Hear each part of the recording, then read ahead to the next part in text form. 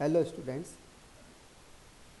पिछले वीडियो में हमने सीखा था बेसिक कंसेप्ट ऑफ ऊप्स, जिसमें हमने सीखा था class, object, data abstraction, data encapsulation, inheritance and polymorphism.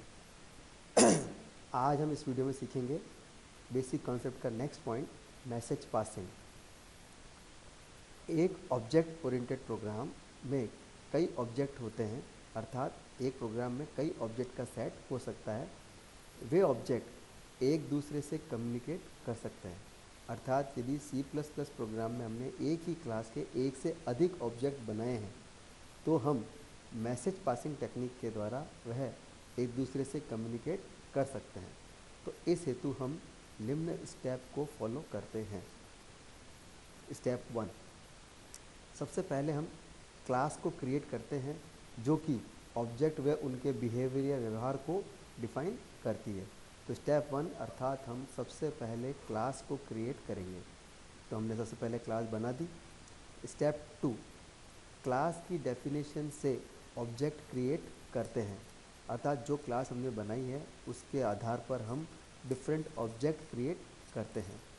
Step 3 हमारा है विभिन्न ऑब्जेक्ट के मध्य कम्युनिकेशन एस्टैब्लिश करते हैं।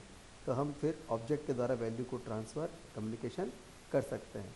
अर्थात मैसेज पासिंग टेक्निक से तात्पर्य है कि हमारे एक प्रोग्राम में कई सारे ऑब्जेक्ट हो सकते हैं, एक ही क्लास के कई सारे ऑब्जेक्ट हो सकते हैं। यह ऑब्जेक्ट एक दूसरे से कम्युनिकेट कर सकते हैं। इस हेतु हम निम्न स्टेप का फॉलो करते हैं। सबसे पहले क्लास को क्रिएट करते हैं जो कि उनके ऑब्जेक्ट व बिहेवियर को डिफाइन करती है। फिर क्लास की डेफिनेशन से ऑब्जेक्ट क्रिएट करते हैं, विभिन्न ऑब्जेक्ट के मध्य कम्युनिकेशन एस्टैब्लिश करते हैं। फिर हमारा बेसिक कंसेप्ट का आखिरी पॉइंट है डायनामिक बाइंडिंग, जिसे हमने रन टाइम पॉलीमॉर्फिज्म भी कहते हैं।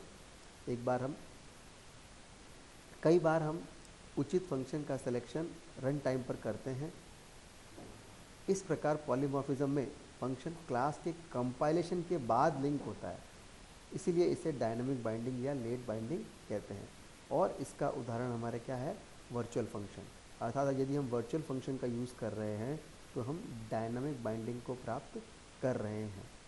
तो हमने बेसिक कंसेप्ट के सभी 8 कंसेप्ट को हमने पढ़ा, class, object, data abstraction, data encapsulation, inheritance, polymorphism, message passing और सबसे अंत में हमने देखा डायनामिक बाइंडिंग। यह हमारे 8 बेसिक कंसेप्ट ऊप्स के होते हैं। यदि कोई प्रोग्रामिंग लैंग्वेज इन 8 कंसेप्ट को सपोर्ट करती है तो उसे ऊप्स की लैंग्वेज कहते हैं।